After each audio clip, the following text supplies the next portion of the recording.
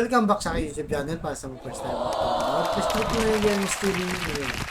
Anyway guys, wala na ba ito? Libre lang. Tulong mo na lang dun sa kapwa mo. Alright, thank you very much po. So topic natin po today's video. Senador Risa Ontiveros ipapasubpina itong Mr. Supernatural Philippines na executive assistant ni Harry Roque. Yan guys, yan ang mainit na balita.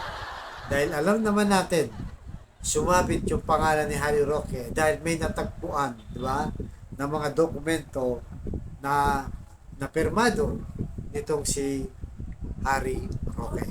Kaya mainit na pinag-usapan sa social media guys, di ba? Sinasabi niya na itong si AR daw de la Serna ay kanyang executive assistant.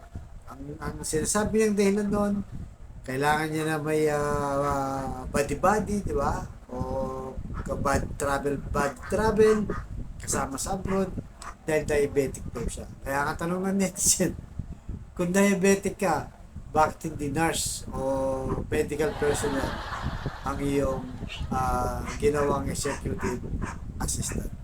So sabi dito guys, Risa subpina Roque's former assistant for next Pogo hearing. Ayun guys, pagka sinabi mong subpina, kailangan mong hurap dito. Kasi ang kasunod dito, aresto na, di ba? Naalala nyo si Pastor Kibuloy, ganito rin ang ginawa. Pero kalaunan, hindi rin nagpakita, kaya wanted na siya ngayon. Try natin guys. Senate Deputy Minority Leader Risa Ontiveros addresses question regarding former presidential spokesperson Harry Roque and his former executive assistant Mr. Supernatural Philippines 2016 Alberto Rodolfo A.R. de la Serna and their Pogo connection in Porac ay Pogo Hub in Porac, Pampanga. Yun na nga guys, di ba? Ang sinasabi kasi dito ni Roque, dati niyang empleyado dyan. Baka nangupahan nga lang daw. Problema dito, di ba? Yung mayor nga mismo ng Porac hindi nakakapasok. Di ba? Siya mismo umamin. Nung may hearing sila ni Vice Governor Pineda, sabi niya, hindi namin mapasok yung Pogo Hub net dyan. Di ba? Kaya nga pinagtawanan siya, bakit mayor siya, hindi siya pwede pumasok. Samantalang itong executive secretary ni Roque ay mukhang nagrenta pa dyan. Hindi natin alam guys kung ano talaga.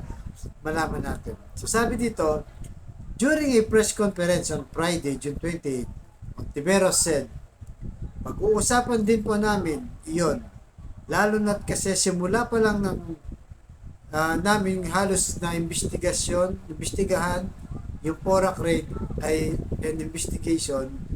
She noted that De La Serna was invited to previous hearing but did not appear. Actually, in-invite na pala siya.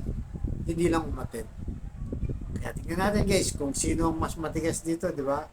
Ontiveros expressed expectation for De La Serna's attendance in the next session following his subpoena.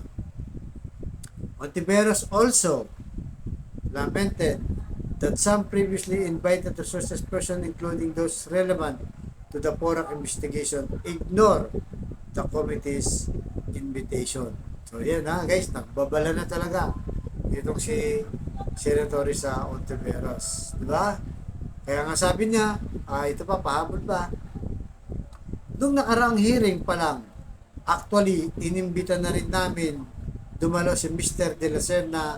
Unfortunately, si Mr. De La Serna ay isa rin hindi sumipot at naisa sa mga subpina para sa susunod na pagdinig. So yun guys, wala nang kawala, talagang isusubpina na to dahil nga may init na pinag-uusapan. Lahat ng mga nababanggit na pangalan ay pinapatawag na ngayon, di ba? Paano kaya ngayon si Harry Roque, di ba? Baka susunod siya na, baka siya na yung ipapatawag, di ba? Kasi meron sa papeles doon, siya pala yung consultant nung nagpapaupa ng Pogo Hub na yun. So medyo malalim pa to guys. Abangan natin kung sisipot nga to, kung mamatigas. Dahil kung hindi, alam naman natin itong si Senador Risa Ontiveros. Matigas sila, simple lang to pero mas matigas to.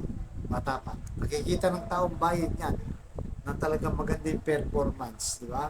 Maganda yung hearing, nasasakote, natatrap, at nabibisto yung mga iniimbestigahan niya, di ba? Kaya nga kay Pastor Kimbuloy, kaya ngayon nagtatago pa rin guys. Ganito rin ang mangyayari dito kung hindi sila magpakita. At ganoon din, di ba? Sinumpinan na rin itong si Mayor Alice sa Goon ng Banban. Kailangan din niyang mag-attend. Dahil kung hindi, talagang na-arresto ito. Hindi nagbibiro si Senador Risa Ontiveros sa kanyang mga statement. Talagang tinutuluyan niya guys, di ba? Tinutuluyan niya talaga kung sino man yung kanyang ipatawag dyan sa Senado. So, right guys, so kaya ano masasabi nyo dito? Kailangan talagang ipatawag para magkaalaman na guys kung sino-sino talaga yung mga sampung dito sa Congo. Alright guys, ito lang po. Mga susunod.